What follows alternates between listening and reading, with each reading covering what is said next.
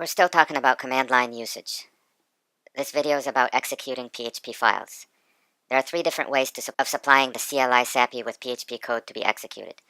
The first is to tell PHP to execute a certain file, like this, without the F option or with the F option. Both ways execute the file myscript.php. Note that there is no restriction on which files can be executed. I guess they're talking about whether a file is executable or not. It can still be executed. I'm talking about permissions. In particular, the file name is not required to have a .php extension. If arguments need to be passed to the script when using -f, the first argument must be --. I already talked about that in the options video.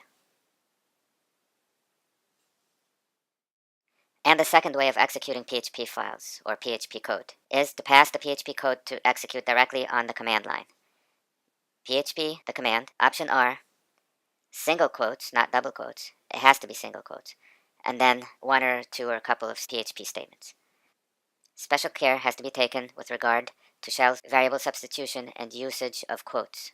I just talked about that. It has to be double quotes because if you have a variable, a $sign in front of any string, and you're using double quotes, bash is going to interpret that variable reference. It's going to expand the variable. Note, read the example carefully. There are no beginning or ending tags. They're talking here about PHP tags, the shebang or whatever. The R switch simply does not need them, and using them will lead to a parse error. And the third way to execute PHP code is to provide the PHP code to execute via standard input. And we're talking about the code. The PHP code is coming in through the standard input. It's coming in through the standard input to the PHP command. I guess that code, that PHP code, can't get a file piped to it since the standard input is going to be used for input of the source code itself. So in this example over here, some application is probably outputting PHP code, which is being filtered by this command, and then it's all being fed into the PHP binary, and then the output from PHP binary is being passed to the sort function, which is putting its output in a text file. You cannot combine any of the three ways to execute code. As with every shell application, the PHP binary accepts a number of arguments. However, the PHP script here, compare it to binary.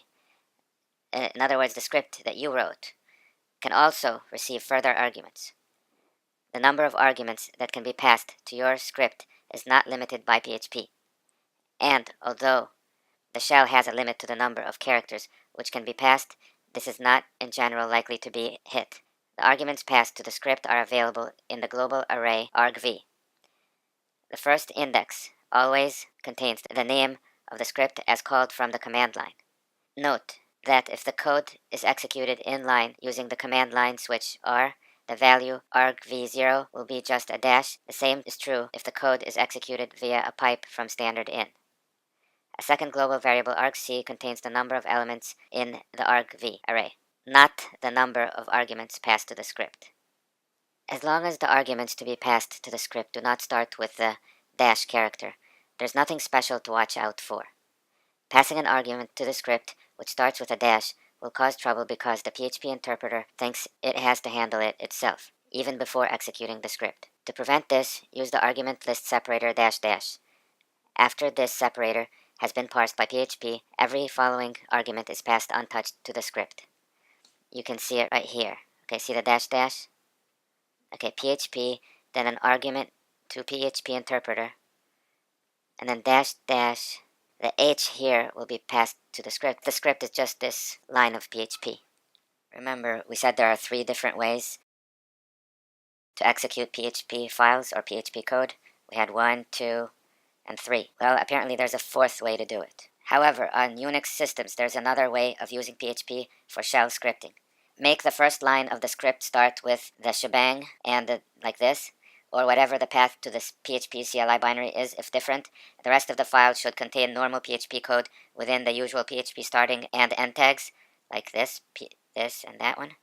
Once the execution, okay, it says execution attributes. It means file permissions. Okay, once the execution attributes of the file are set appropriately, for example, chmod plus x, and then the name of the file, the script can be executed like any other shell or Perl script. So here is what the code would look like. Assuming this file is named test in the current directory, it is now possible to do the following. Chmod plus xtest.text, and then give it arguments, and it runs. As you can see in this case, no special care needs to be taken when passing parameters, starting with the dash over here. Okay, so that problem up here about having the first argument for the script to be dash dash, that's not a problem anymore. See, we started with a dash and left the dash dash over here. The PHP executable can be used to run PHP scripts absolutely independent of the web server. On Unix systems, the special shebang first line should be added to PHP scripts so that the system can automatically tell which program should run the script. Then it talks about how to do this on Windows and declares that this way your scripts can be cross-platform. A special example of writing a command line PHP program is shown below. The script above includes the Unix shebang first line to indicate that this file should be run by PHP. We are working with a CLI version here, so no HTTP headers will be output. Alright, here's how this script works. Let's say the name of the script is script.h. And I'll give you the proper way that the user should use this script. The user should type script.h on the command line and then put an argument which is a string. If the user does not know how to use the script, he will just type script.php and hit enter, or type script.php with a dash h or a dash dash help or any of these, and then hit enter. So that's how the user is supposed to use the script. Either he needs help, or he doesn't need help, and he enters one argument, which is a string, to be echoed out. So let's look at what it does. If $argc not equal to 2, and it won't be, well, I won't get into this, you can pause it and think about it. But basically it's saying, the program first checks that there is the required one argument. If not, or if the argument was help, the help message is printed out. This is the help message. Using argv0 to dynamically print the script name as typed on the command line. Otherwise, the argument is echoed out exactly as received, which is right here, the string that the user typed in for the command, the argument for the command. So that's if he actually used the script the way it's supposed to be used. If he didn't put any arguments, or the argument he put is a request for help, then this part will run. Pause the video and take a look at this and think about how this is an example of using PHP to write command line scripts. I'm going to show you this script actually running. So this is the command that we type in order to run the script. If this command, which is the test.php command, if it was in our shell path, in our $path, we could type just test.php without the dot and the forward slash. But this is how we have to do it, so this is the command to run the script. Okay, I'm going to do the first case, where a user types in the command with no arguments because he doesn't know how to use the command. So I'm going to hit enter. The user gets the message saying this is a command line PHP script with one option. The usage is the command, and then you give it an option. Option can be some word you would like to print out. However, with the help options, you can get this help. Now, let me clear the screen. Now, I'm going to ask for help. So I'm going to put a dash question mark. Okay, see, the dash question mark is for help. Okay, let me clear the screen. This time, I know how to use the PHP script. I'm going to give it a string so that it can echo out that string back to me. Alright, let me make that string my name.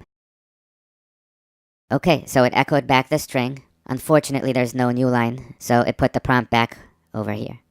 Okay, the script isn't perfect, but this gives you an idea how it works. See also the readline extension documentation for more functions which can be used to enhance command line applications in PHP. Readline, I guess that's like a read statement or something. Readline functions. What are those? Readline reads a line. Reads a line.